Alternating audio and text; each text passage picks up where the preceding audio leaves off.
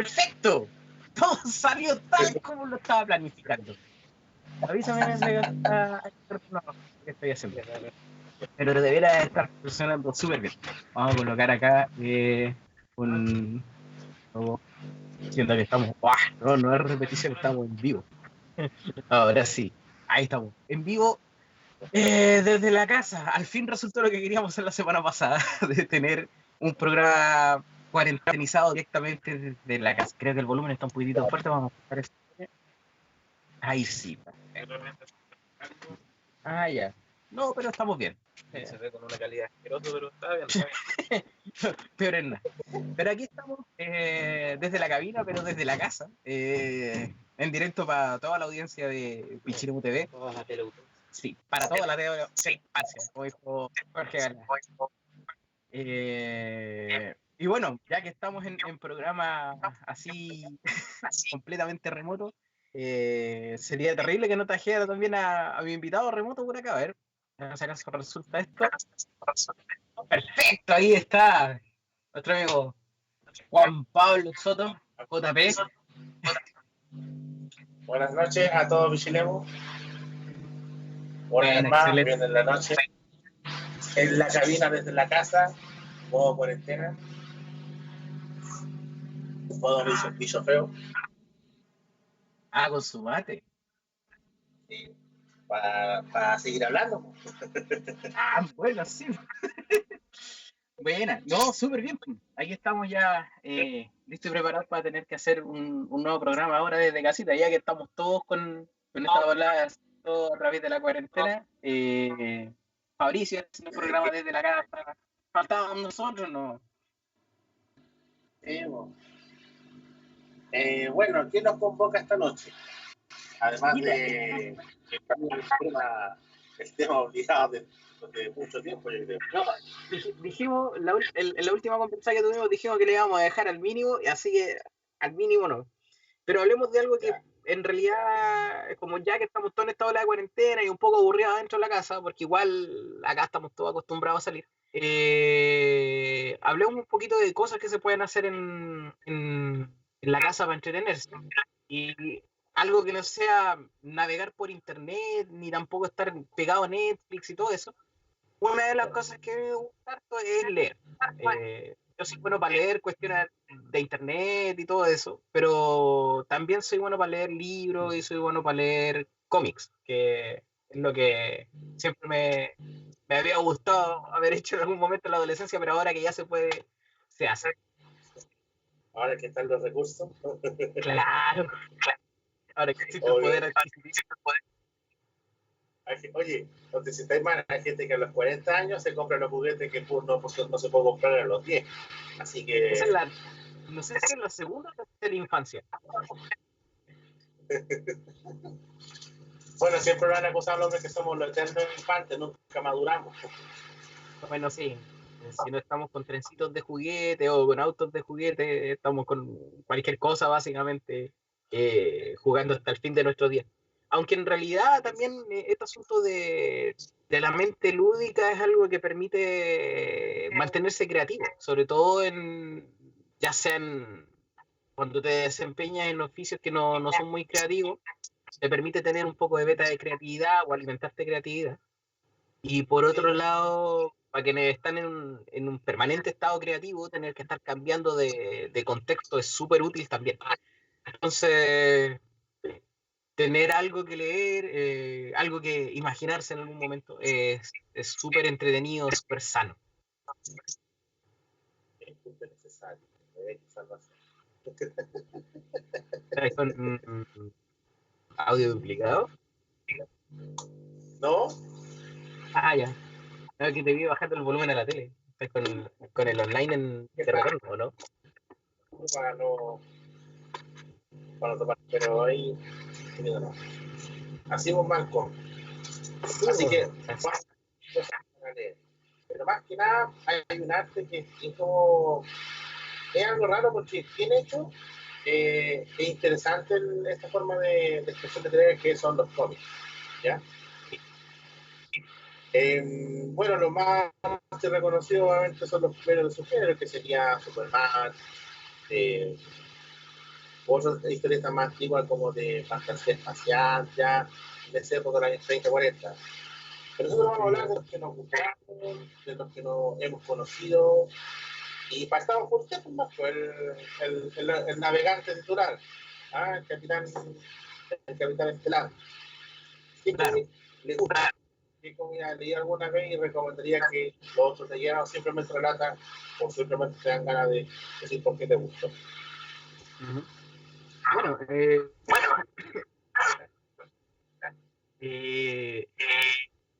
con mi hermano nosotros empezamos a meternos más o menos en los cómics ya cuando estábamos en la universidad, más o menos, ¿o no, Simón? Nosotros empezamos a meternos en los cómics así a fondo cuando estábamos en la universidad. Un poco por culpa del Pablito, ¿no? Un amigo de la universidad, que le mandamos un saludo si es que lo está viendo, él nos metió en este mundo de los cómics porque él también, él está siempre metido y se aventuró incluso a tener que escribir cómics en un pequeño fanzine que hacían en la universidad. Y a mí nos metió, digamos, al universo de los superhéroes de Marvel, porque en ese tiempo se empezaron a publicar los cómics de Marvel a través de los diarios, en la tercera creo que era, o en las últimas noticias, en que venían los cómics de Unlimited. 2005, 2006, 2007, más o menos, ¿Ah? o después. Por ahí, bueno, nosotros entramos en 2010, ya habían publicaciones como del año 2005. Ya, sí. Esa colección de la tercera. Me acuerdo de haber escuchado de ella. Claro. Pero, bueno, han habido varias aventuras de las publicaciones nacionales de tener que entrar al mundo del cómic, pero después de la salida de las películas de Marvel, en que se empezó a mover un poco más de forma redituable el asunto del cómic. Y bueno, ahí empezaron con todo lo que eran las aventuras de los superhéroes de Marvel. Pero esto obviamente tiene una historia que va desde los tiempos de la Segunda Guerra, e incluso previo, si no me equivoco. Hacer aventuras gráficas, pero la idea en la actualidad de los cómics es ya un género narrativo mucho más depurado, que aprovecha harto más el potencial narrativo que tiene el medio gráfico.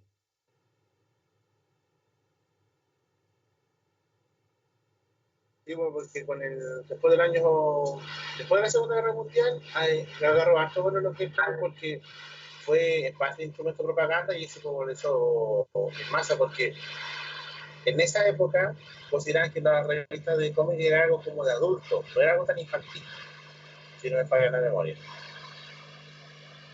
¿Ya? Después Claro, con el tiempo se fue y todo eso. Pero de primera era como era un hábito nocivo para los niños, supuestamente. Era casi el nivel de no sé, guardando las proporciones, pero era casi el nivel de las revistas pornográficas. claro. Mira, Era justo conservador ahora, también. sí, justo ahora mi polola se encuentra leyendo un libro que habla sobre las superheroínas, en particular, que es una especie de recopilación literaria que narra, digamos, cómo ha sido un poco la elaboración de personajes femeninos dentro del mundo del cómic. Y una de las cosas que menciona, y que es un tema recurrente dentro de la historia de los cómics, es lo que se llama como el Código de Cómics de América, el CCA, que fue una especie de organización parental que buscaba regular la clase de contenidos que generaban los cómics, porque de por sí tenían esa noción de que los cómics era esa cuestión perniciosa, maliciosa y que envenenaba la mente de los niños, los pervertía y todo el cuento. Pero al final la misma organización se terminó desarmando sola por culpa de, bueno, varias circunstancias que podría ponerme a investigar mientras que tú puedas contar algo al respecto. Sé que sabes algo sobre la CCA. Sí, o sea, estas organizaciones que surgieron en Estados Unidos para controlar el contenido de las cosas, ¿ya? pero no recuerdo por qué. Yo sé que se formó y que habían lo típico, boletines de recomendaciones, qué leer, qué no leer, pero sobre todo me acuerdo que lo que sí fue exitoso esa liga fue imponer estándares de cómo tenés que escribir, ¿ya? Y esto, si no me falla, esto fue justo presente por los años 50, o me equivoco. A ver, la CSA fue formada en el año 54 Yeah. y técnicamente existe todavía, pero las compañías publicadoras de cómics se fueron saliendo gradualmente de esta asociación hasta que el año 2011 salieron las últimas dos organizaciones que estaban dentro de esa asociación y feneció. Ya, el caso no recuerdo. Mira, yo no sé por qué es importante que se diga el año en que sucedió todo esto. Porque los norteamericanos empiezan a rayar la papa en los años 50, empezar después de la Segunda Guerra Mundial, sobre cómo pueden ser influenciados por los extranjeros. ¿Ya? La Segunda Guerra Mundial como que los choqueó en ese aspecto. Y en los años 50 se produce el fenómeno del macartismo. Básicamente es la paranoia contra el comunismo, ¿ya? Y en ese afán de controlar nace esa asociación. Bueno, hay un montón de cosas que esta organización, o sea, que este ánimo intenta controlar, desde cómo deben ser Hollywood, las películas, no sé, el control sobre los guionistas, las flores, cosas así, ¿ya? Y justamente uno de los reflejos de esa época es esta asociación, digamos, de control parental de lo que es el cómic, ¿ya? Más allá de emitir boletines, recomendaciones, lo que sí fueron exitosos es hacer un código de cómo debía ser la historieta de cómic y cómo debía dirigirse. Y en eso fueron exitosos en el sentido de que pusieron modo de escribir historietas en los años 50 en Estados Unidos, ¿ya? Hoy en día, siguiendo esos patrones, obviamente es ridículo lo que proponían, porque todos se acuerdan de esa época como una mala época de los cómics, eran muy acazorados, ¿ya? Claro. Una de las cosas que recuerdo es que se usaban el ejemplo de Superman. Una de las historias que tiraron en esa época, si no me falla la memoria, es Superman que es débil ante la kriptonita, entonces inventan la kriptonita rosada, ¿ya? La kriptonita rosada vuelve afeminado a Superman. Hoy en día eso no se puede tolerar, o sea, no sé, a ver. Sabía que iba a decir. ¿Ah? Me imaginaba que iba a decir esa cuestión. Sí, pues son cuestiones ridículas. Por ejemplo, me acuerdo de un diálogo que decía que ya no miraba tanto a Lisa May, sino miraba a Jimmy Olsen, por ejemplo. Este fotógrafo del diario El Planeta, como que le da, lo halagaba con su vestimenta, cosas así.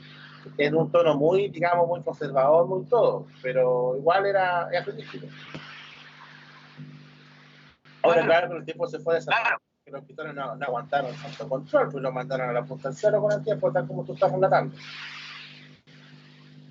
Mira, sobre todo en los 80, cuando digamos las casas publicadoras de cómics empiezan a hacer líneas más orientadas a un público mayor, porque obviamente el consumidor de cómics creció en el tiempo, como suele suceder, y eso llevó a que empezaran a crear, digamos, historias más adultas, más profundas, más existenciales, sobre todo con este asunto de la Guerra Fría.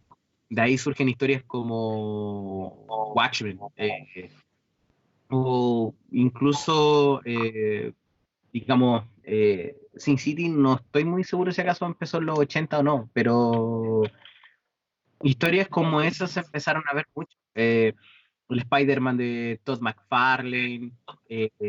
Bueno, muchas historias empezaron a ser más adultas. Superman, creo. Donde mostraban el perfil actual del Lex Luthor, un hombre más frío, el empresario más calculador, que era el perfil que dominó del Lex Luthor de todas las otras digamos, expresiones de la franquicia de Superman, que sería el cine, la televisión y más historietas, Claro. incluso los videojuegos. Sí, mira, por ejemplo, Sin City apareció el año 91, empezó el año 91. Pero antes de eso ya habían habido cómics bastante oscuros. De hecho, es bastante reconocible, por ejemplo, la historia original de las Tortugas Ninja, que no empezaron como una cosa para niños, sino que empezaron como más ninjas que tortugas, una cosa así. Y también historias como La Máscara, que también es una historia bastante oscura, bastante cruda. Y así otras tantas historias que durante los 80 empezaron a recrudecerse. Y esto se empieza también a impregnar un poco en el cómic mainstream, digamos, que es el que se ve día a día y el que se consume a nivel general. Y empiezan a hacer tramas que también son mucho más elaboradas, ya dejan este arquetipo del superhéroe bonachón, el Boy Scout, básicamente, y empiezan ya a meterse en el superhéroe como humano, con sus falencias, con pro y con contra. Hay gente que empieza a cuestionar, digamos, la autoridad de estos mismos superhéroes. Y así un montón de cosas. O sea, los superhéroes empiezan a ser más humanos y en vez de ser perfectos por tener superpoderes, se ven amenazados por tener superpoderes, como en el caso de los X-Men, o se ven, digamos, contrariados por las consecuencias que tienen sus poderes. Muchas de esas cosas se ven harto precisamente en X-Men, donde la historia se revuelve mucho alrededor de tener que aprender a lidiar con estos nuevos poderes, las consecuencias que pueden tener digamos, para la familia y para el entorno en el que viven quienes tienen estos poderes, eh, así como también cómo la sociedad percibe a estas personas con superpoderes y cómo percibe también los conflictos que tienen facciones de estos superhéroes. Eso es lo que hace como bastante identificable, digamos, el universo que hay alrededor de los X-Men. Y así empiezan a seguir, todos los demás héroes empiezan a seguir un poco esta misma senda, de tener que cuestionarse un poco su propósito dentro de este universo de tanto de gente como superhéroes, eh, y ser un poco más cercanos, digamos, a la humanidad. Yo, mira, los que efectivamente son los que mejor lograron ese tono, ¿ya? Y digamos de la interacción del ideal del superhéroe con la vida real en el fondo, ¿ya? En ese aspecto, claro, fueron súper exitosos en ese aspecto. Pero hay otros que igual ya llevaban ese camino. Spider-Man siempre lleva ese camino de una persona común y corriente, pero que tiene este superpoder extraordinario de trepar las paredes, lanzarse la araña y todo eso. ¿Ya? En eso, Spider-Man fue, digamos, a cierto punto visionario. Y en el fondo no se ha alterado mucho de esa perspectiva. Aún con sus tallas medio raras. Sí. Después, digamos, el éxito que tiene Spider-Man en el inconsciente colectivo y todas las iteraciones que ha tenido, es uno de los superhéroes más redituables que hay en la actualidad. Mucho más que Superman, te diría yo. Aunque no tengo cifras para respaldar eso, pero Spider-Man tiene la gracia de que es súper fácil de identificarse con él, porque tiene una historia de adolescente sufrido, claramente. Que si bien es súper inteligente, igual tiene que estudiar mucho, eh, le toca sufrir la pérdida de un ser querido, que es el que le da el propósito de ser un héroe, más que una persona con superpoderes. Y eso de que es permanentemente un adolescente lo permite meterlo en situaciones donde cualquiera se puede sentir identificado, grande o chico. Sobre todo ahora digamos, con el giro que se le ha dado en las películas, donde se ha hecho como mucho más fácil sentirse representado por el personaje en pantalla. Y además de eso, bueno, también va la reformulación de varios personajes. Uno de los personajes reformulados fue por ahí en los 60, cuando se reformuló Capi.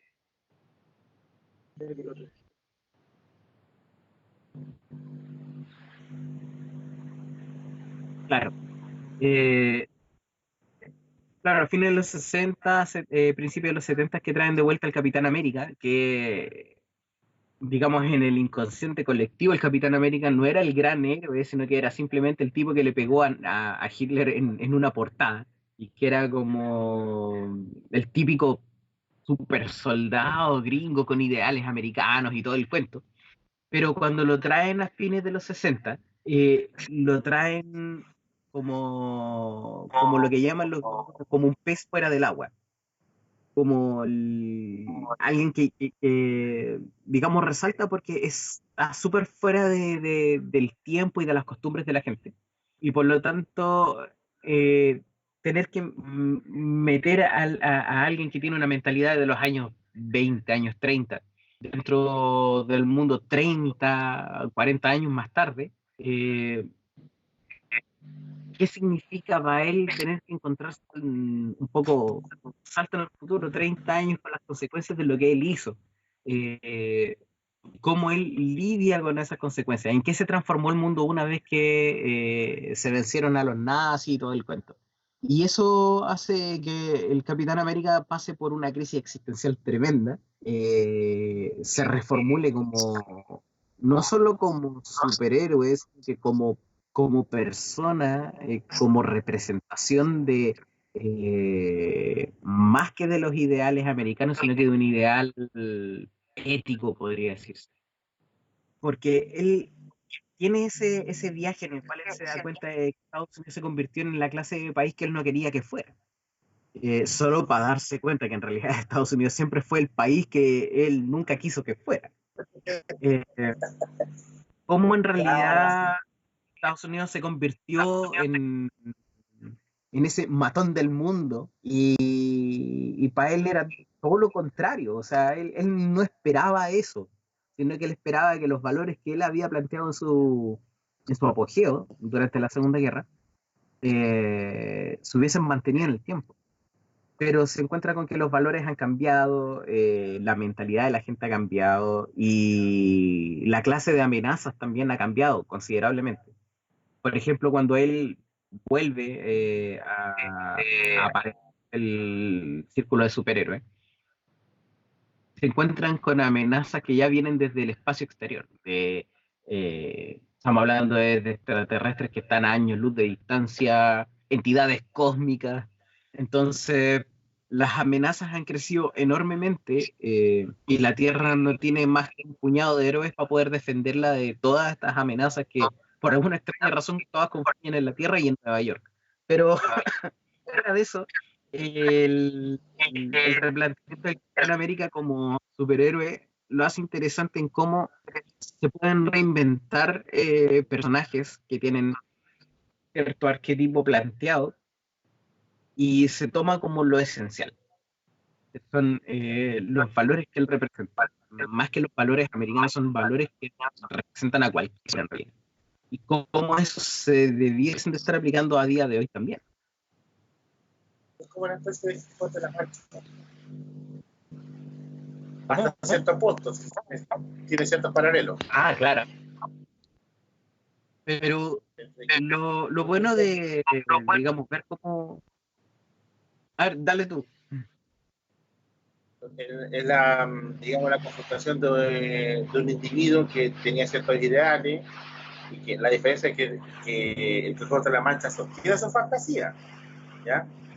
Claro. Él igual va a pelear contra molinos de viento creyendo que son gigantes, pero al final él se da cuenta de que el mundo no es como él cree y, a diferencia del Capitán América que tú me acabas de relatar, claro, él de la noche a la mañana, ese mundo imaginario que, o sea, ese mundo con el cual él se fue, a la verdad que ya no está cuando regresa de pronto.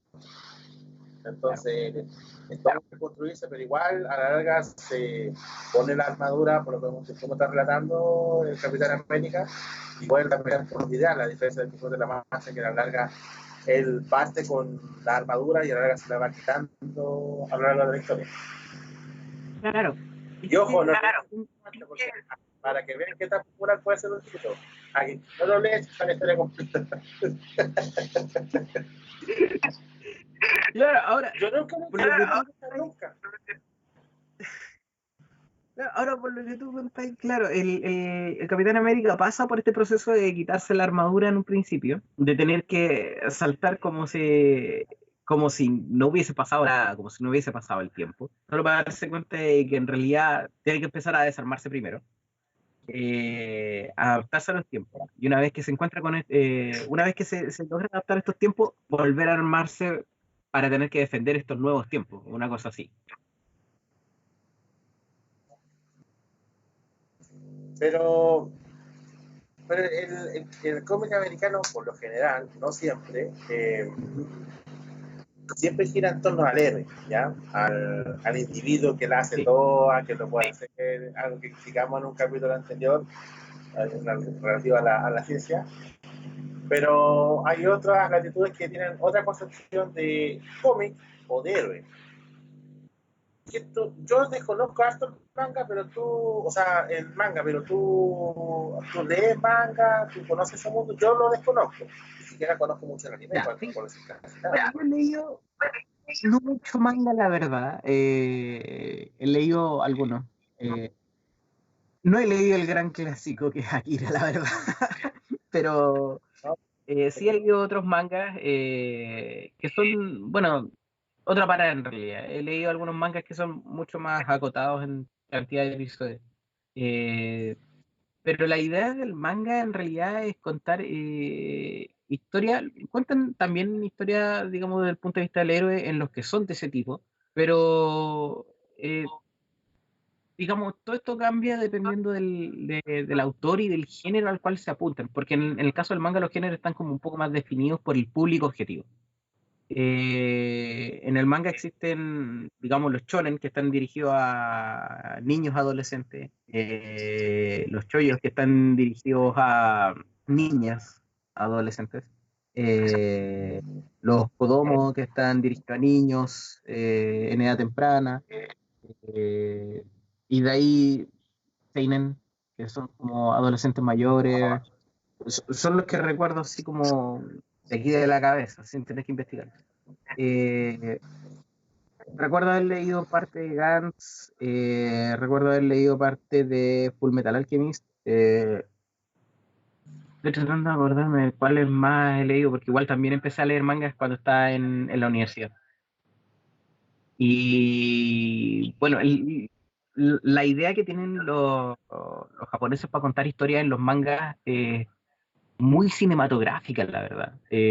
Aprovechan mucho los recursos que permite digamos, el medio para poder expresar, digamos, grandes emociones, momentos importantes, o de repente para poder hacer una escena súper bonita. Ahora, eso no es muy diferente a lo que hacen los artistas del cómic occidental, pero sí se alimentan mucho del mundo del cine para poder plasmarlo dentro de las páginas y también en la forma en cómo cuentan la historia. Eh, porque los japoneses son como súper buenos consumidores de cine.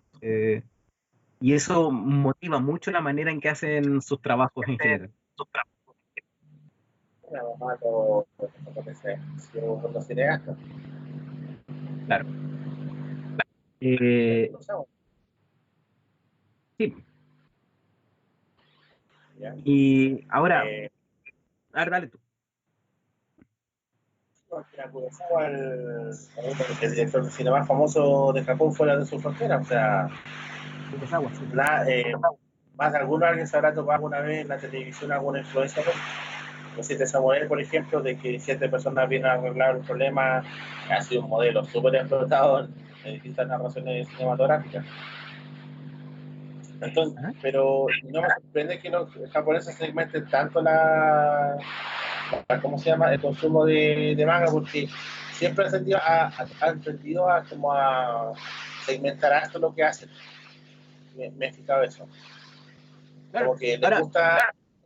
Yo me he fijado. Si algo para tú mí me es... acabo de aclarar algo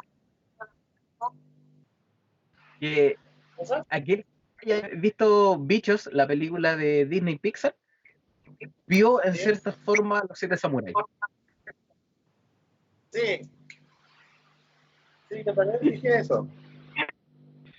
Sí, Pero porque es la que, historia de los siete samuráis es súper ubicua. sí, po. De hecho, ahora en el canal estamos dando una serie que se llama Samurai 7, que es precisamente la historia de los siete samuráis, pero en una especie de futuro feudal, donde los samuráis son convocados para defender la aldea. Eh, También se ha hecho en versión vaqueros, con los siete magníficos, que la hemos dado también en el canal. Y así, en cuanto hay una reformulación de los siete magníficos, incluso un remake, con Daniel Craig, si no me equivoco. Ya. No, con Chris Pratt.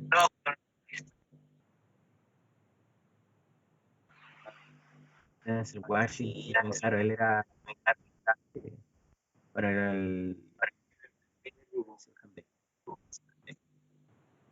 pero esa es la volada, ¿cachai? O sea, la historia de los siete samuráis de Kurosawa es algo que es transversal a todos los medios, incluyendo los cómics.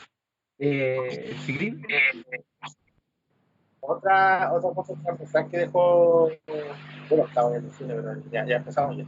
Otra cosa que dejó Kurosawa es la historia, una historia, pero mostrar las distintas perspectivas, y eso lo logró en Rashomon,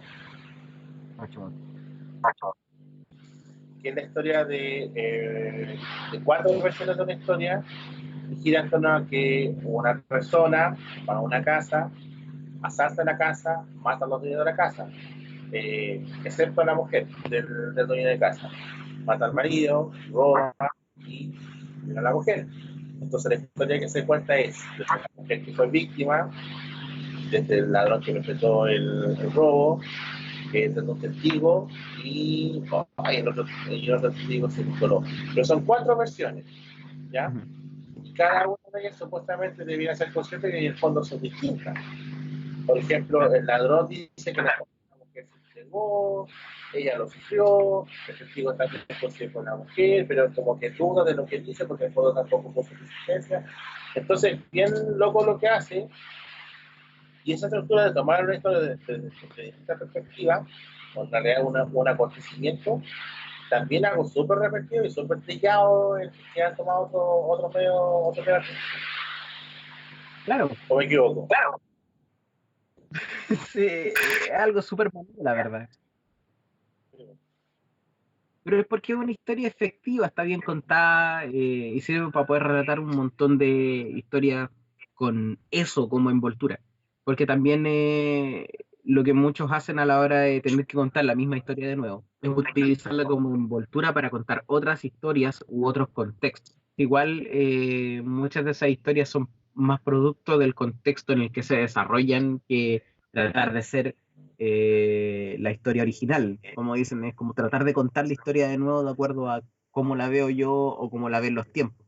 Como Romeo más Julieta con DiCaprio y Kate Winslet, ¿fue o no? No. Sí, Esa no me película que era acuerdo. súper extraña porque eran como actores actuales en un contexto actual, pero con diálogos sacados directo del libro de Shakespeare. Entonces, como, Sí, es raro, pero raro. yo voy a buscar. Eh, Veo más Julieta. Eh, Año 96 Sí. con DiCaprio Bueno, y Claire Danes. Ahí lo- pero, pero de la historieta que tú has conocido, Marco, ¿cuál te ha gustado? ¿O cuál tú recomendarías leer? ¿O cuál has leído tú y te ha marcado en el fondo y siempre la recuerdas cada vez que la lees o ni siquiera leyéndola? Hay dos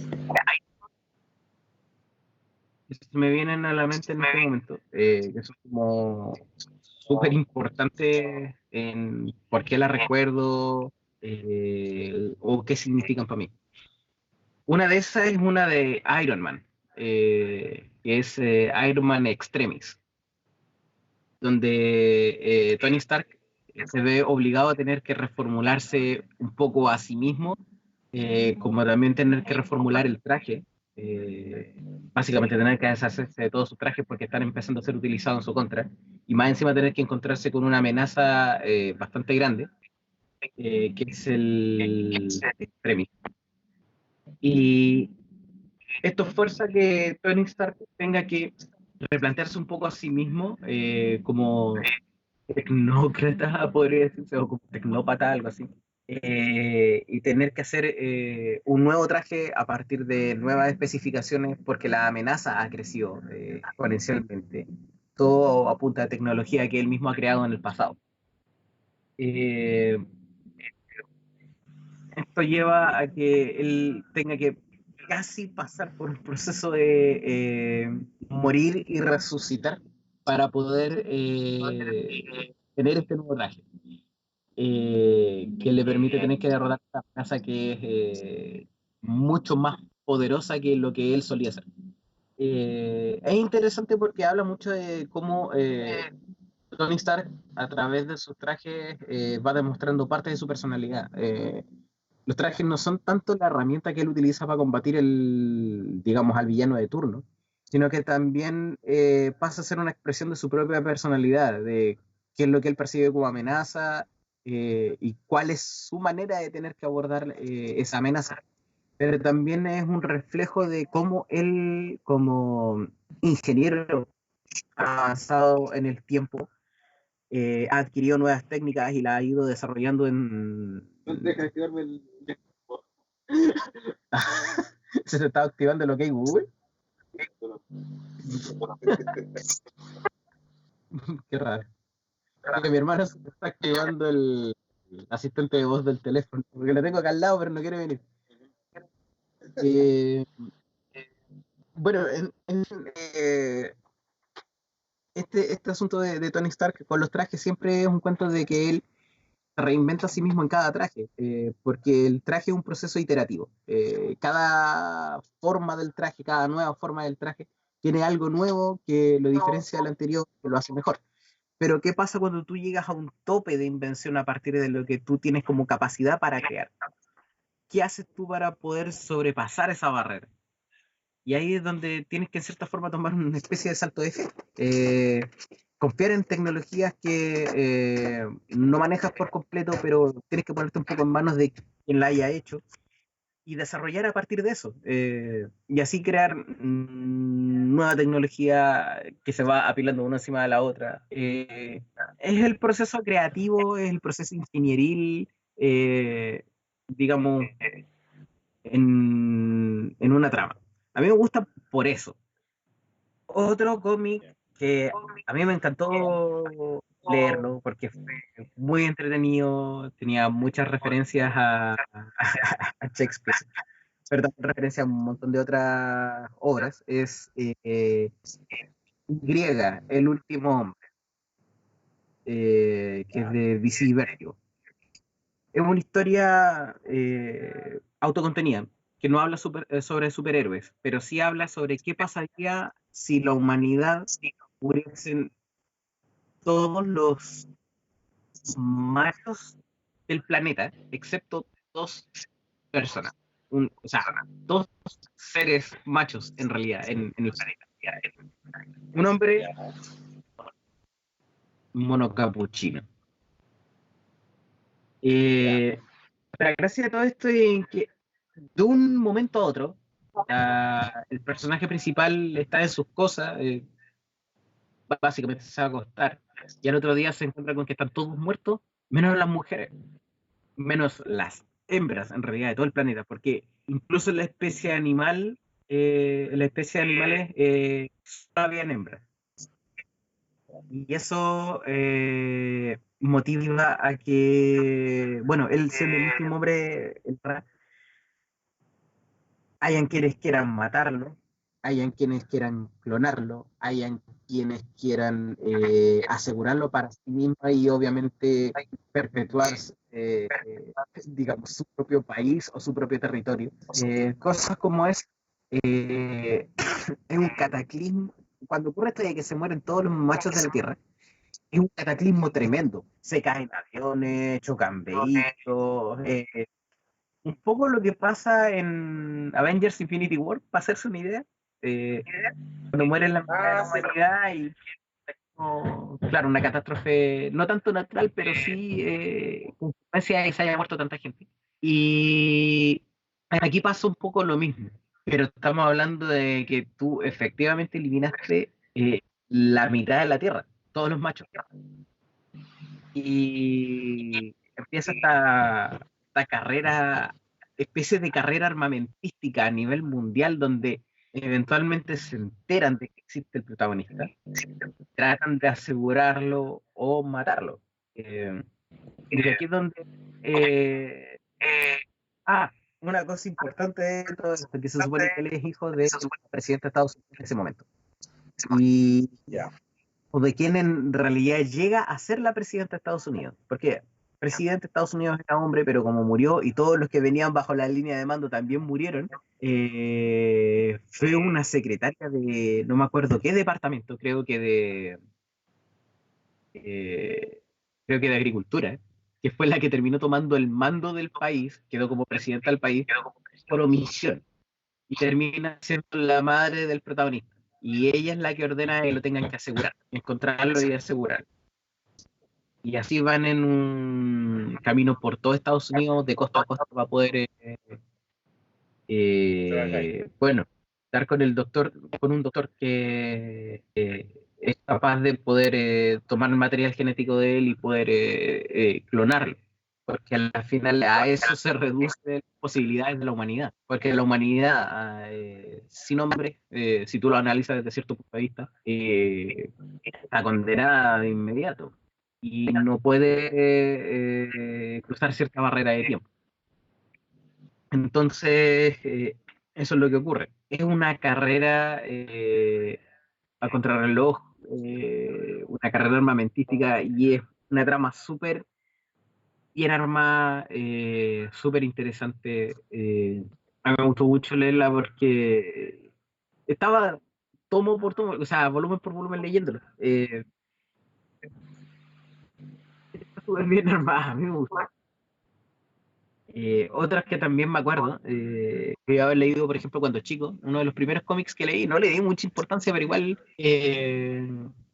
me gustó harto leerlo, fue Los Cuatro Fantásticos versus los X-Men, un crossover en donde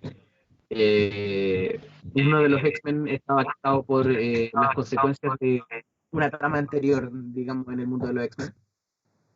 Y recurrieron primero los Cuatro Fantásticos, en este caso a Reed Richards, el líder de los Cuatro Fantásticos, para poder ver si acaso había una cura a lo que le estaba pasando a esta X-Men, a Kitty Pryde.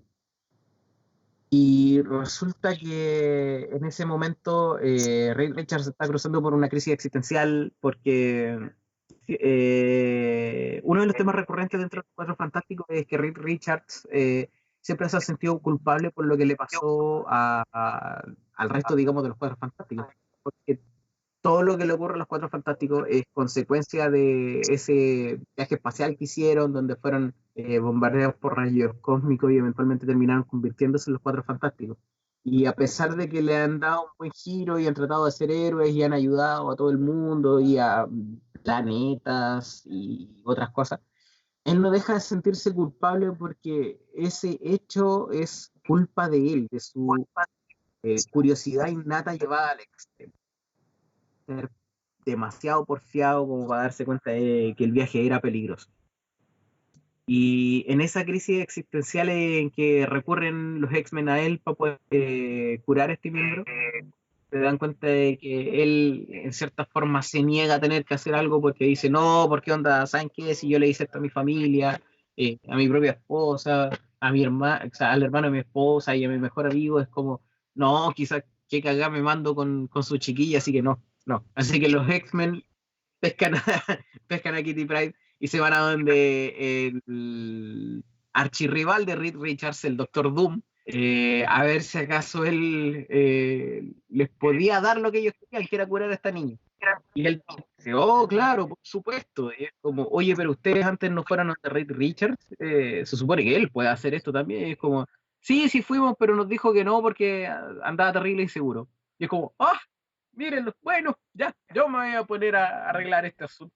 Y bueno, la trama va un poco alrededor de eso. Y el que tiene Reed Richards con la mujer invisible.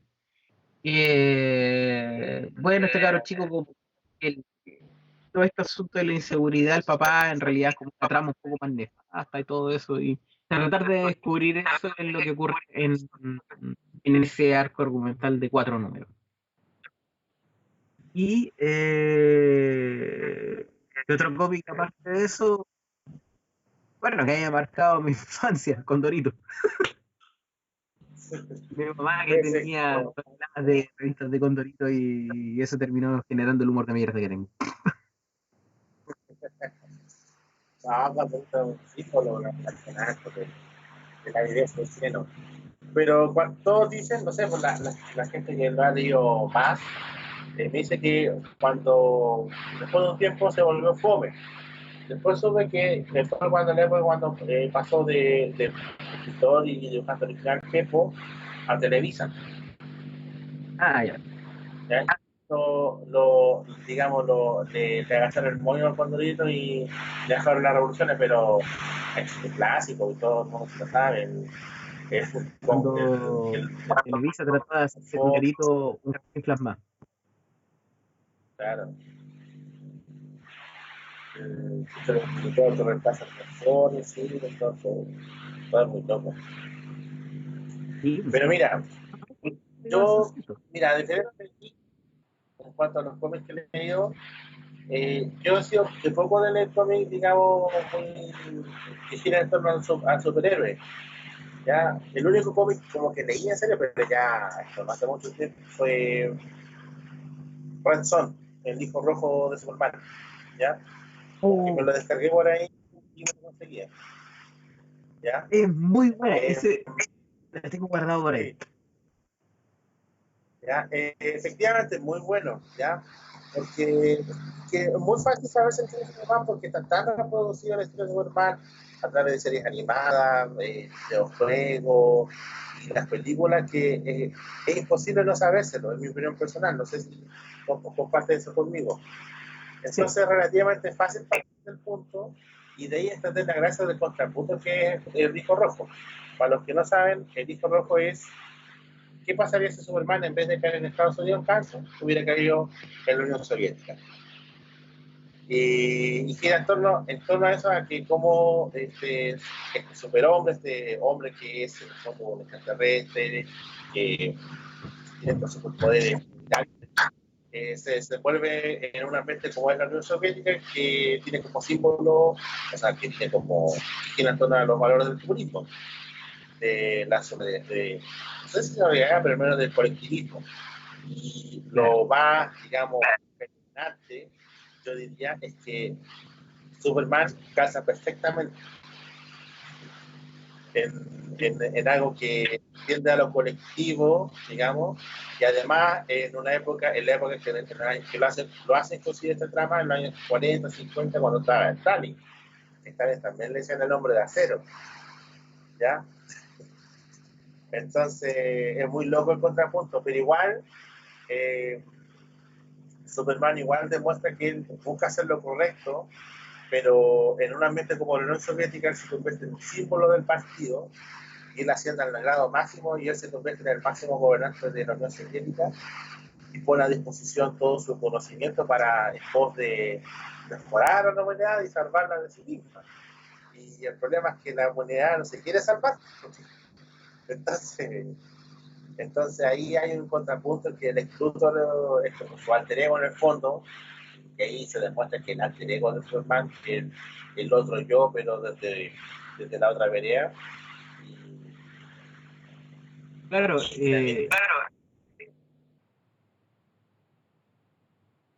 Dime. De hecho, es muy interesante, digamos, cómo el final que escriben en Red Son, que en cierta forma lleva a que se termina generando esta especie de humanidad utópica, eh, poco a punta de fuerza, pero también a punta de valorar el desarrollo científico. Pues ahí, pues, digamos, lo que hace Superman y después también lo hace con Lex Luthor, porque toma las ideas de él y logra esta humanidad utópica a la larga, es que reemplazan altos aspectos de lo que es la política, la discusión política en base a la ciencia y al raciocinio en realidad. Entonces igual se demuestra conflicto en torno a eso, que si es ético eso, si es honesto, si es correcto hacer eso, ¿ya? Una de las cosas que impactó, por ejemplo, es de que, bueno, una de las cosas más raras es que Batman era artista, por ejemplo. Que siempre ha sido acusado Batman de ser fascista. ¿Te fijas en esa teoría? De que todo lo que Sí, simboliza Batman es fascista, ¿ya? Que es la, no sé, pues, el estado policial eterno, cosas así. Pero acá los gallos que dieron en Red Son le dieron una vuelta tuerca y en el fondo Batman es artista, que supuestamente está contra el sistema, que sé yo. Entonces, después de esa rebelión que logra Batman, que la larga es derrotada por Superman, eh, hace una hace una especie de lobotomías mecanizadas. Entonces, a estos rebeldes les colocan un aparato electrónico en la cabeza que inhibe sus malos pensamientos, su mala vibra. No sé, no estoy explicando de esta manera bien simplona. Entonces, lo que hace Superman es que a los opositores los convierte de claro. manera forzosa. Es muy similar al modo evangelizador cristiano en general. ¿Ah? Si estás contra mí, únete, aunque sea por la buena o por la mala. No es algo muy bonito, pero creo que lo plasma muy bien los que escribieron esta historia. Sí, bueno, sí, esa es la clase de planteamiento que tiene esa historia. Es súper recomendable. Superman Red Son o Hijo Rojo. Eh, yo recuerdo que salió en un Limited hace ya varios años. Tengo por ahí una copia. Es súper recomendable, vale, porque es una muy buena vuelta de tuerca a lo que es Salió por ahí el 2013. 2013. Sí, por ahí. Ah, ya. Y la adaptación que hicieron animada, Ah, la adaptación animada, sí, es terrible. mala. Mm. Super Stalin y esto no pasa en el cómic. Pero ven para acá. Mira, que se Ven va para por Eh, hola. Sí, yo no te alcancé a ver, mira. No, no, siéntate. Eh, nunca sepan para qué lado de la cámara mira. Sí, sí. Hago el tonto. No. Va a entrar los cómics de. ¿Cuáles tenés tú? Dale. Está dando la continuidad a lo. A lo que repasamos. El límite. Yo me acuerdo que el 2008 empezó a sacar cómics. O un poco antes, no estoy muy seguro, pero la cosa es que empezaron a sacar cómics en hoja de papel común y después, como a los 5 años después, empezaron a sacarlos en este tipo de hoja que tenía como cuchillo, forma plástica. Tenemos que sacaron caleta sacaron buenas tiradas de cómics, ¿no? Bien interesantes. Por ejemplo, he sacado por ejemplo, el New Avengers, eh, sacaron, nosotros empezamos a comprar, de hecho, cuando sacaron la Guerra Civil de Marvel, la primera, porque ahora hay dos. Y la primera Guerra Civil de Marvel era básicamente era un concepto bien novedoso en su tiempo, que era de qué pasaría si dos bandos de superhéroes se pelearan entre ellos. De eso iba la Guerra Civil. También sacaron en su tiempo la Guerra Secreta, que por lo menos yo lo leí en PDF, pero necesito esa colección en algún momento. Y por la misma cuestión de la Guerra Civil fue que empecé a leer el Capitán América. Y ahí fue cuando me me metí en el personaje porque dije, puta, me gustó más el planteamiento que tenía el Capitán América dentro de la Guerra Civil que el planteamiento de Iron Man, siendo los dos, teniendo los dos puntos súper válidos. Por algún lado decanté más por la moral que planteaba el Capitán América en su momento. Y ahí empecé a coleccionar cosas varias y me entusiasmé con el volumen 5, que es cuando empezó un nuevo replanteamiento del Capitán América, porque hasta el volumen 4 tenía como temáticas varias, tenía este concepto de... Justo fue después de esta cuestión del 11 de septiembre que tuvieron los gringos, por ahí el 2001. Y todo el volumen 4 como que se desenvuelve alrededor de esa temática. Pero el volumen 5 le cambian todo el cuento y es más parecido a lo que hicieron en las películas.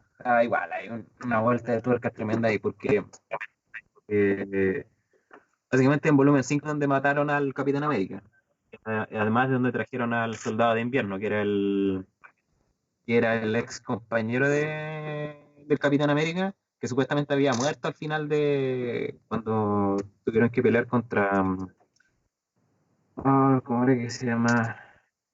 ¿Cómo se llama este weón de la capucha morada? El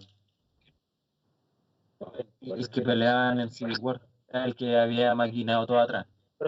No, no, pues era el otro, era... Paracetamol.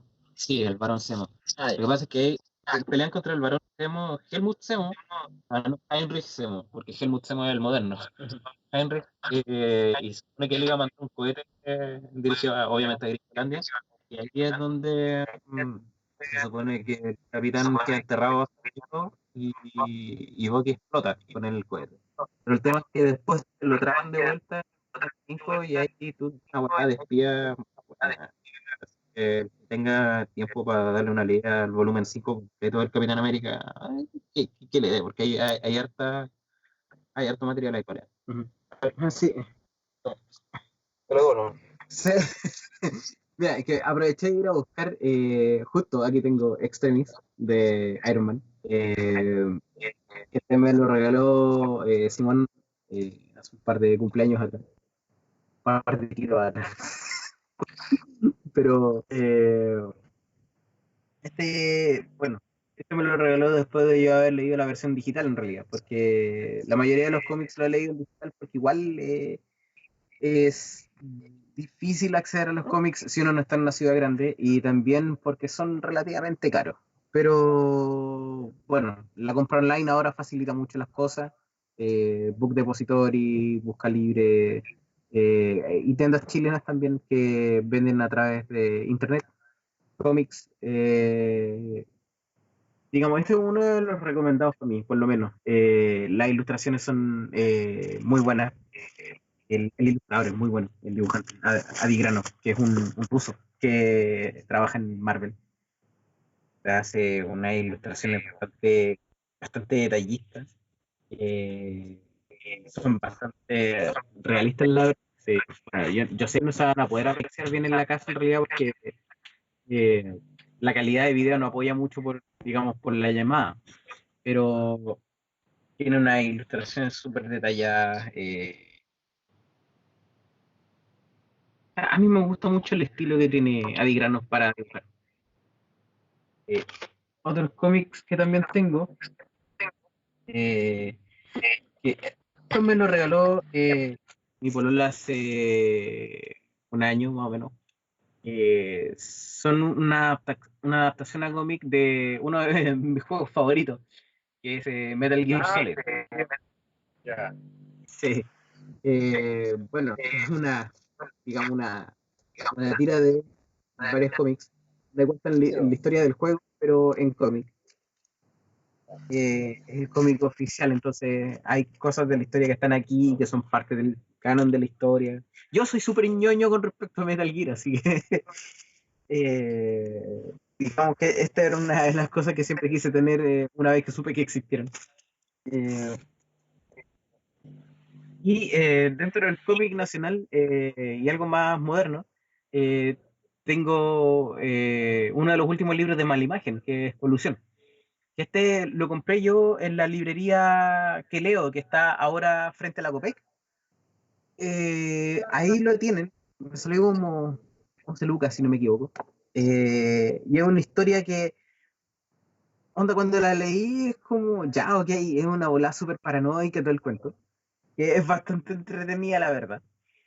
Pero ahora tú lo leí y es como, oye, este tipo predijo toda esta crisis que está pasando ahora, toda esta crisis sanitaria, porque se supone que se trata de un tipo que se encuentra, digamos, en un país, digamos, en un mundo en el cual una enfermedad ha azotado a todo el mundo y en donde básicamente la gente pobre es la que se está muriendo, la gente pobre y las minorías sexuales, pero que la cura a esa enfermedad es un café de mierda que toma y que ya no lo venden en ninguna parte. Bueno. Básicamente eso. El libro Sí, conocido. es muy bueno. Y todo eso a la final es una trama para poder desinstalar al presidente actual, que es un izquierdista inseguro, para tener que instalar a un derechista promilitarista. Es una cuestión muy, muy zafada, muy salió de la mente de un pack, claramente. Pero es muy entretenido. Mi mamá lo leyó también y lo encontró muy entretenido. Es cortito, serán, no sé, unas 100 páginas, por suerte. 130 páginas. Pero súper recomendable también. Lo pueden encontrar acá en Pichilemu, curiosamente, ahí en la que leo al frente de la COPEC.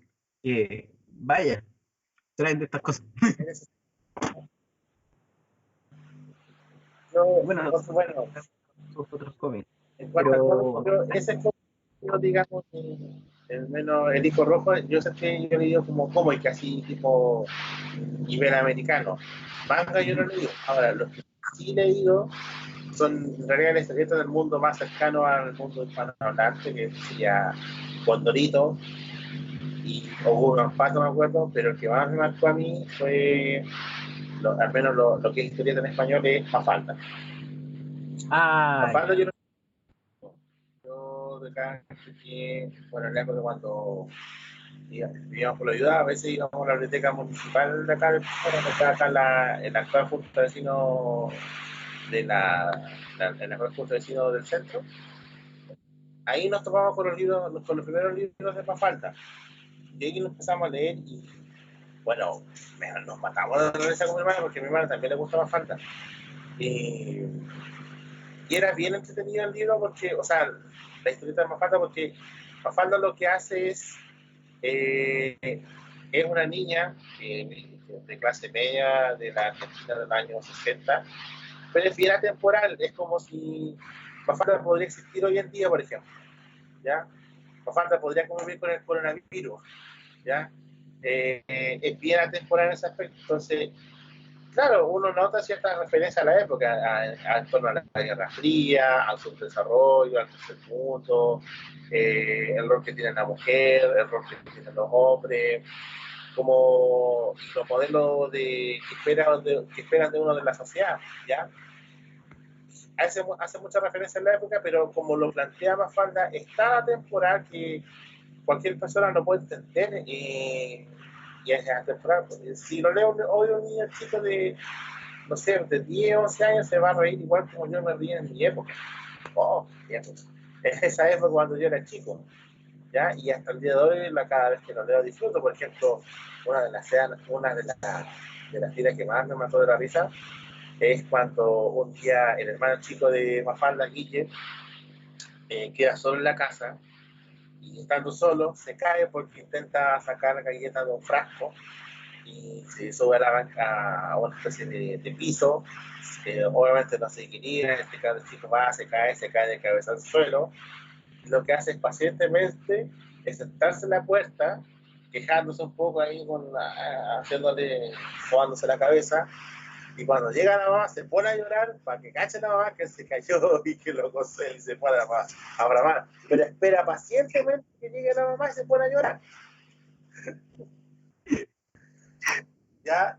Lo que contaba este gallo aquí, ¿no? Es que, porque la gracia de Mafalda, a diferencia de muchas historietas hispanohablantes, que eran varias historietas, porque Mafalda tiene la particularidad de que es los libros que hay de Mafalda son recopilaciones de tiras que daban en los diarios y que publicó Quino, ¿ya? Son 10 libros en torno a los 10 años que estuvo publicada Mafalda. Y él, cuando él decidió cortar la colección de Mafalda, bueno, porque una se encargó de militar y prefirió priorizar otras cosas, ¿ya? Desgraciadamente, bueno, igual si uno lo nota, Mafalda hijo de esa época en ese tiempo en Argentina. Pero él también lo terminó porque en el fondo igual él sintió que estaba desgastado un poco la idea de Mafalda y según él se le acabaron la idea y él prefirió terminar ahí Mafalda. Igual hizo colaboraciones para campañas de salud, todo eso, o campañas de vacunación. Pero nunca publicó Mafalda como, digamos, con ideas nuevas. Y una de las cosas que él explicó es que él tenía familiares que lo inspiraban un poco. Por ejemplo, Felipe, que es como el chico ingenuo, estaba basado en un amigo de él, ¿ya? Y él le estimaba harto, igual lo consideraba medio ingenuo, ¿ya? Otro cabro, ese estaba inspirado en alguien que conocía. Y otra persona que él conocía y él se inspiró en él fue en un sobrino del que era chico, tenía como unos 3 años, y él se inspiró para hacer Guille, el hermano chico de Mafalda. Entonces él, observando cómo se comportaba su sobrino, él sacaba las ideas para hacer Guille. Entonces las tallas ridículas, por ejemplo, que el cabro chico se cae, espera que llegue la mamá para que canse de que se cayó, lo más probable es que él lo vio con su sobrino. Pero ¿Qué es lo más probable? claro, pero Mafalda es siempre, cada viñeta que ustedes vean de Mafalda siempre tiene un tono de lo que está alrededor y de qué tanto podemos programar incluso los cabros chicos hacer ciertos estereotipos. El ejemplo más claro es esta niña que es, digamos, supuestamente de la clase alta, algo revista, que es Susana, ¿ya? Y Susana tiene algo, a diferencia de los otros niños, que también lo comparten junto con Manolito, es que ellos tienen claro cómo quieren que sea su vida. Ella quiere ser una ama de casa, pero casada con alguien con plata. No sé, ella ya decidió su futuro. Tiene 8 años, pero ya sabe a dónde va a mi país, ¿ya? Entonces toda la historia que gira en torno a Susana y en sus atribuciones gira en torno a que es una niña que quiere cumplir lo que espera de una mujer, que es ser una ama de casa, casarse con plata, qué sé yo, y mejorar o creerse el cuento. Y Manolito, él es todo lo contrario, un claro chico que es como de origen humilde, ¿ya? Pero su papá, es hijo de un dueño de un almacén, pero él quiere ganar plata, él quiere ser empresario, quiere ser grande, un emprendedor, ¿ah? Con fe, con esperanza, con impulso. Pero el chico quiere ser comerciante, quiere ser empresario grande, qué sé yo. Pero el chico es un hijo de un dueño de almacén, nomás de barrio, y juega a los grupos chicos del empresario chico, por ejemplo, vender cosas vencidas, cobrar interés en el fiado, y siempre te vaya a tomar con situaciones de esas que tiene Manolito. Claro. O Y sea, el todos otro los personaje niños pasan un poco la representación de cosas de la sociedad, no solo, o sea, entes de la sociedad, no solo como personas, sino también claro, como abstracciones. claro. Eso es muy loco lo que hace tipo con Fanta, ¿ya? Bueno, ahora, los primeros años de Mafalda fueron los más producidos porque son los libros, porque eran donde más público tira. Después, con el tiempo, se parece que se va Mafalda a un sistema seminario o una publicación de una vez a la semana. Por eso los últimos tomos del quinto año en adelante son menores en cuanto a volumen. Pero No, bueno, es recomendable para un niño que quiere leer algo y le quiere meter el gusto de leer, póngale más fácil. Acuérdese, no se va a arrepentir. No me acuerdo mucho de las tiras propias de Kino, las viñetas de Kino. Sí. No, que aquí no, buen escritor. Yo también he visto tiras de él, pero después de esta parte, yo no me acuerdo mucho.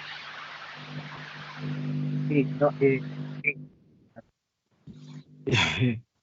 pero yo me acuerdo haber leído varios tomos de Mafalda en la biblioteca pública de acá de Pichilemu, Sí. cuando chico, pero no la veía muy religiosamente porque igual no era mucho de tener que ir a la biblioteca.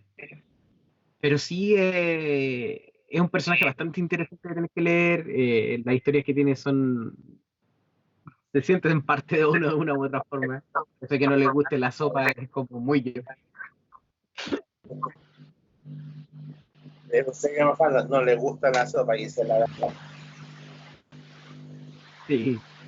Y bueno, estas historias de niños que tienen como su perspectiva respecto al mundo, pero busca mucho ponerte en ese lugar en que los niños no son tontos, entonces son capaces de entender súper bien qué es lo que ocurre en el mundo y por lo tanto entienden hasta mejor que uno las cosas. Los papás de Mafalda en ese aspecto son como súper tontos, son como, Sí.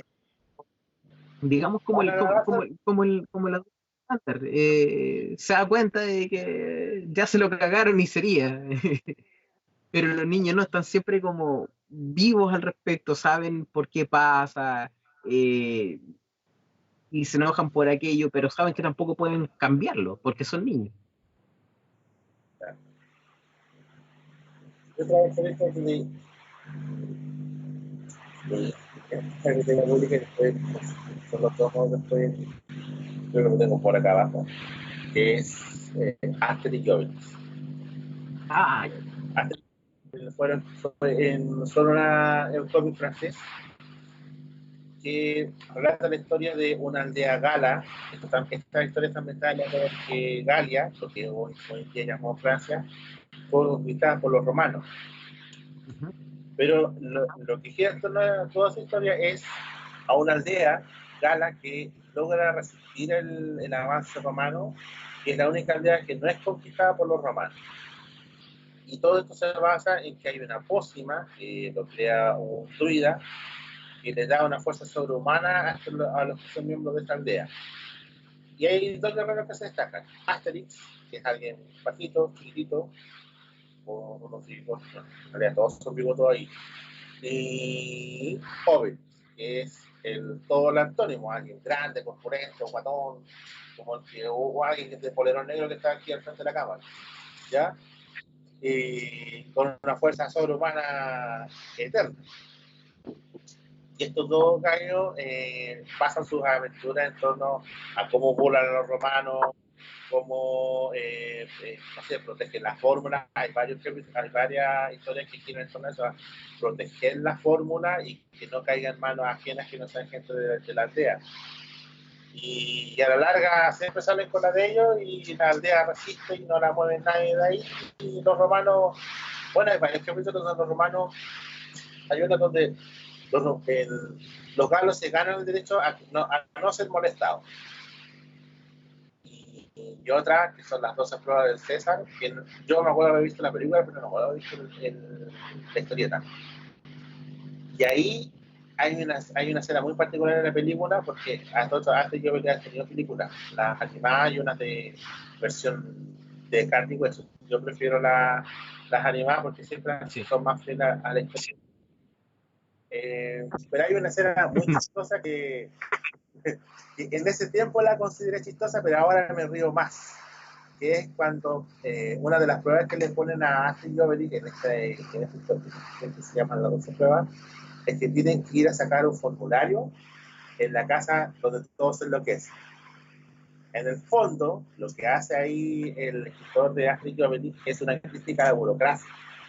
Entonces, básicamente consiste en que como Asterix y Obelix, tipo acostumbrados a física para lograr su objetivo, tienen que ir a un lugar donde no sirve la fuerza, y tienen que esperar pacientemente la burocracia, ir de una oficina en otra, donde no cachan ni una los funcionarios. Y a la larga hago lo que estoy criticando. A la larga, claro, pierden la paciencia y después inteligentemente Asterix y Obelix juegan con los funcionarios y se meten en el mismo juego de volverlos locos y a la larga consiguen su objetivo. Pero es muy divertida esa parte porque el recepcionista es sordo y cuando le gritan no le gusta que le griten, y los mandan de un lugar a otro y es muy entretenido. Yo me ría harto. En la época que cuando la vi primero me ría harto, pero ahora que soy funcionario también me río harto porque es algo que desgraciadamente sucede todavía.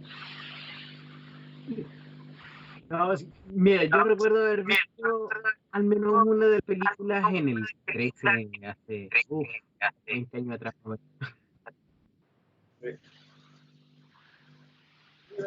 En las películas que le hay en el cine. También sé que los cómics de Asterix están en la biblioteca pública, al menos yo recuerdo haberlos visto ahí alguna vez. Bueno, también se pueden encontrar online. Hay una película, y estaba revisando ese caso, ¿había alguna película actual o no de Asterix y Obelix? Y hay una del año 2018, animada en 3D, que es Asterix y el secreto de la poción mágica. Mira, voy a ver si acaso puedo conseguir por ahí para poder tirarlo uno de estos días también, porque, bueno, ahí vamos a tener que ver un poco cuáles son las cosas que estamos haciendo en el canal también.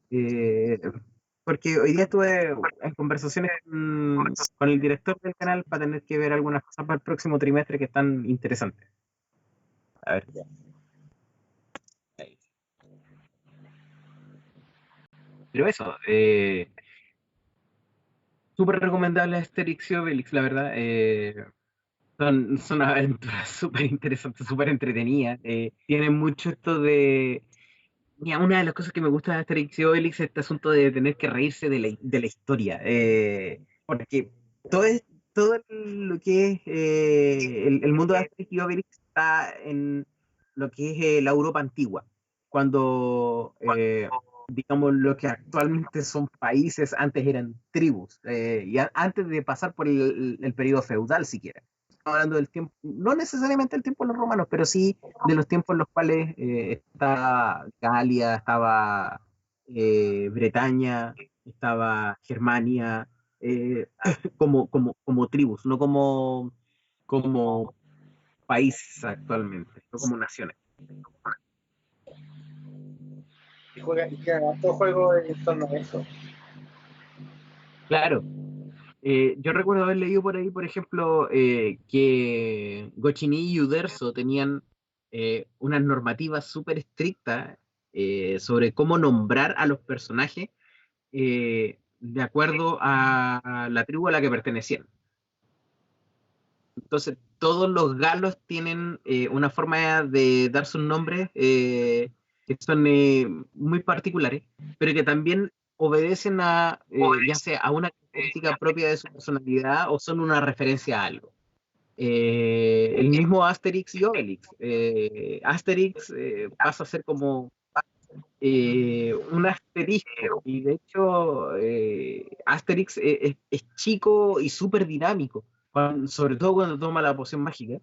Eh, entonces, cuando obtiene los poderes de la poción mágica, se abre de brazos y de pierna y es como un asterisco. Y Obelix, por otro lado, Obelix es un obelisco.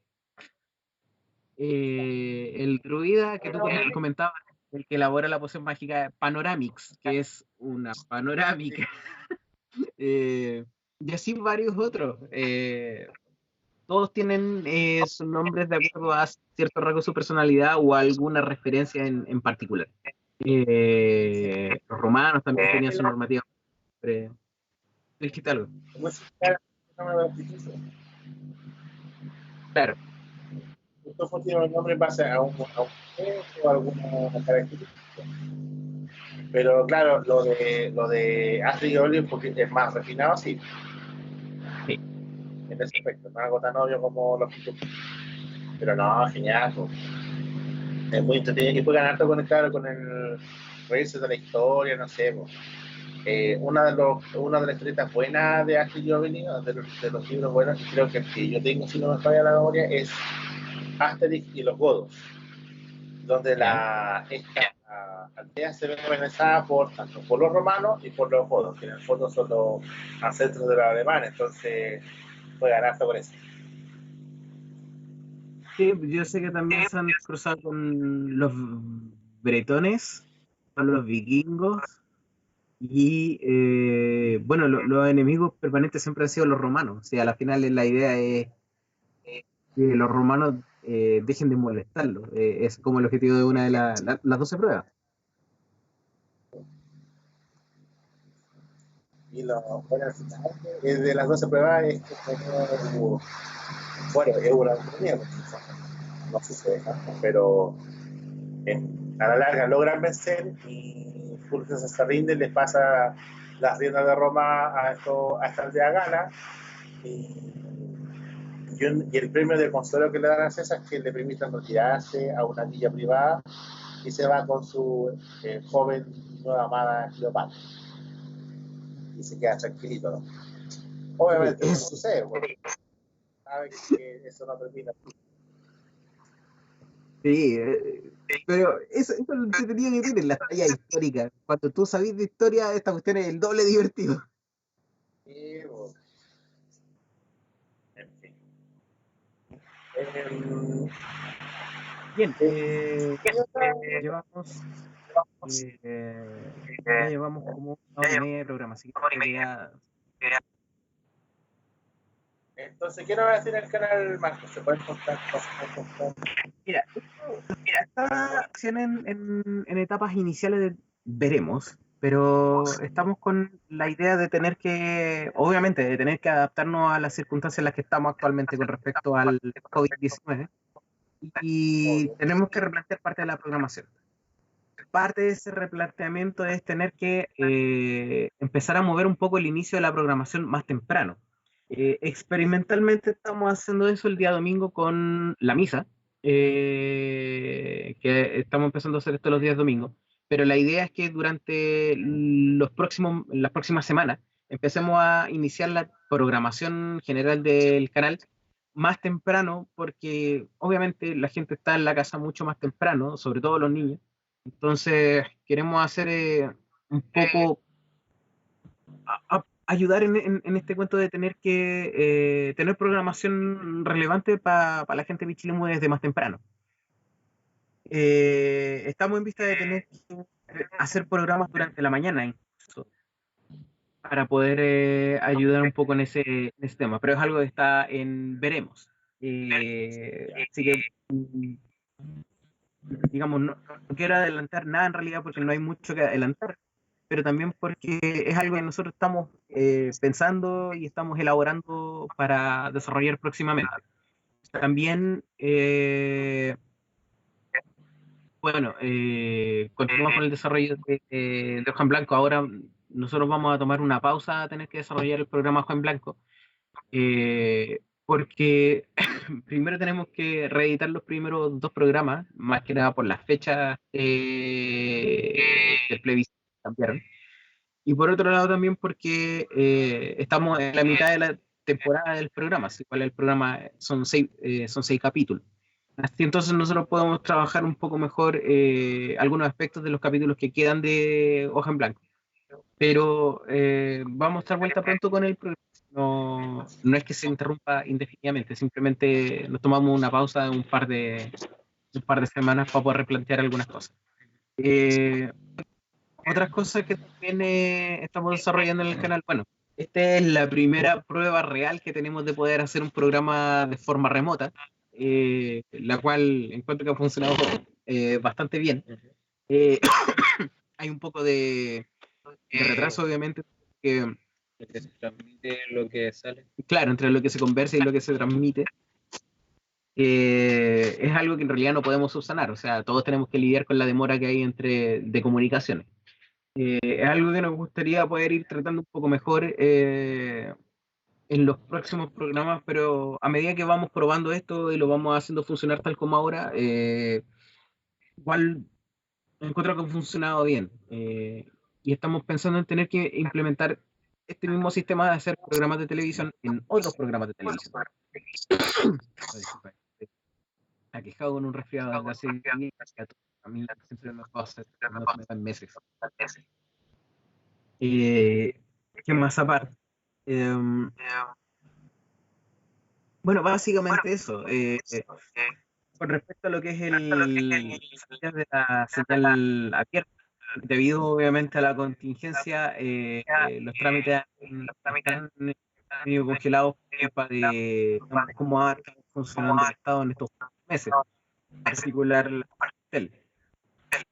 Así que nosotros novedades respecto a tener que levantar la señal abierta vamos a estar teniendo próximamente, a medida que se van desarrollando las circunstancias. Y eso básicamente. Hay programas que están en etapa de preproducción, pero no vamos a hablar mucho porque están en preproducción, entonces son tentativos. Y eso, seguir desarrollando los programas tal como lo hemos estado haciendo. El tour ha sido interesante tener que trabajarlo de forma absolutamente remota. A Fabricio le ha encantado cómo ha salido y la idea es poder ir trabajando sobre eso, cosa de que el tour, a pesar de estar hecho desde la casa, sea aún mejor. Y bueno, ver cómo podemos ir replanteando algunos programas en los meses que vienen. Sí, pues, está toda la contingencia. O sea, no queda otra. Claro, Eh, también otra cosa importante son las fichas informativas que hemos estado dejando en el periodo fuera del aire, que como pudieron ver en el noticiero, son información súper útil para poder saber qué servicios están funcionando en la actualidad y a qué ritmo, porque obviamente a partir de la contingencia muchas cosas han cambiado, hay que adaptarse a estas nuevas condiciones y vivir alrededor de ello, como todos lo hemos hecho. Pronto se avecina Semana Santa, así que también no sé cómo sobrevivir este fin de semana. Y eso, sería lo que más tengo que contar alrededor de lo que es el desarrollo del canal en en las últimas semanas. eh, hay que estar atento a la programación y atento a lo que pueda Sí, pasar. y hay que estar Sobre todo, atento a los cambios que hay en las tarjetas informativas, porque la tarjeta informativa de la programación es como un poco el norte que nosotros estamos siguiendo en el desarrollo de la programación. Cualquier novedad con respecto a programas nuevos y todo eso, vamos a estar avisando a través de este programa, pero también vamos a estar avisando a través de las tarjetas informativas de programación que están en el fuera del aire.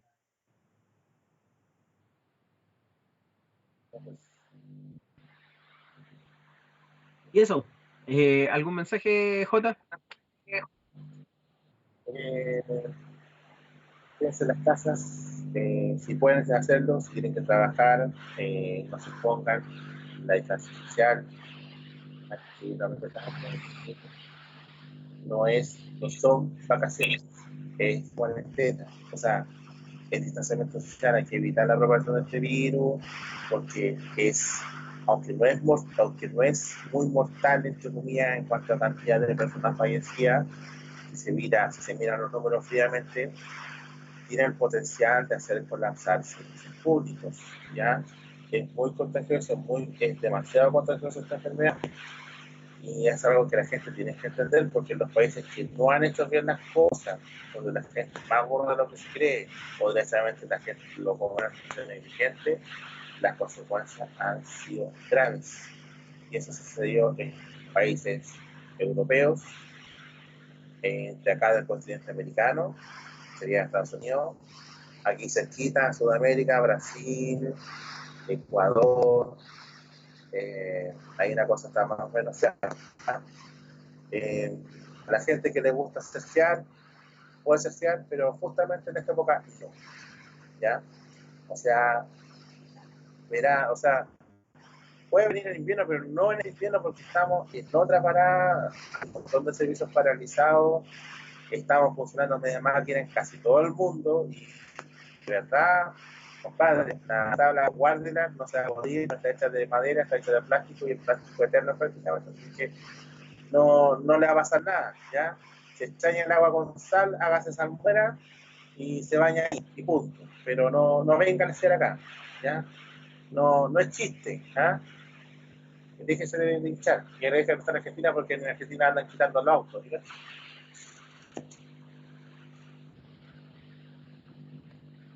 No, y también, bueno, nosotros tenemos la gracia de que en este momento estamos con cero contagiados confirmados por el hospital local, y la idea es que mantengamos este número así, porque somos un pueblo chico, no tenemos para dar abasto para una enfermedad como esa, y cero contagiados es lo que tiene que quedarse de aquí hasta fin de año, más en lo posible, porque esa es la forma de ganarle este cuento. Sí.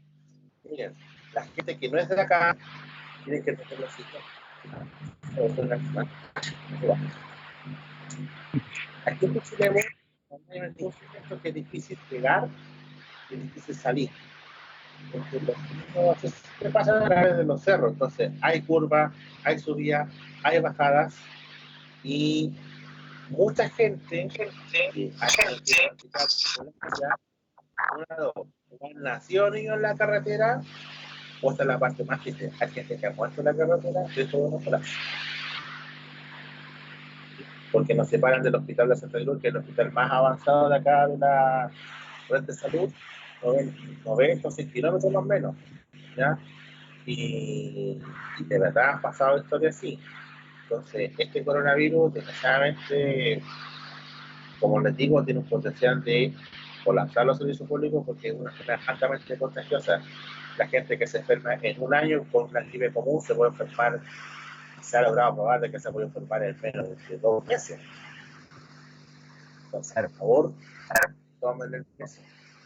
Tanto la gente que viene, que quiere turistar y que no venga mejor, como la gente de acá, que mantenga su distancia, si quiere estar enfermo, si siente los síntomas, vaya al hospital o al sistema de consulta que estén habilitado el Ministerio de Salud. Y los niños que se mantengan en casa porque pueden ser altamente contagiosos, la gente que es adulto mayor y los adultos mayores que mantengan su casa, que estén en sus casas, y pues ojalá haya un familiar que le ayude para hacer las compras, para que no tengan que salir y ponerse de gusto.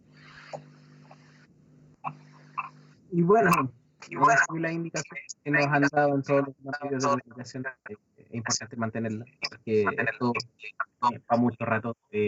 Como dijimos en el programa que grabamos, y que ahí también, este es nuestro nuevo normal y estamos todos juntos en él, así que hay que vivirlo. No nos queda otra. Bueno, Jota, un gusto haber estado contigo en este programa.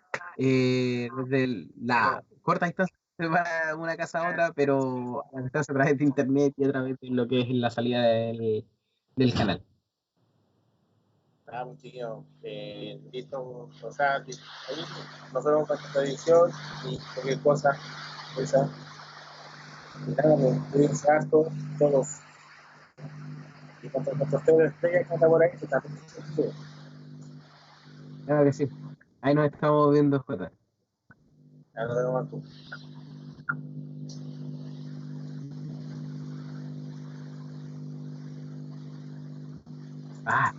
Pasa esto en que quiero hacer todo bien, pero algo sale mal. Ahí sí. Bueno, yo por mi parte me despido también de todos ustedes. Espero que estén teniendo una agradable noche. Y nos estaremos viendo la próxima semana en una nueva salida en la calle. Eh, Tal como estamos haciendo ahora, así de lejos, a través de internet, con lo que hay. Nos vemos la próxima semana. Cuídense mucho y sigan viendo el canal de Bichilemu. Hasta la próxima.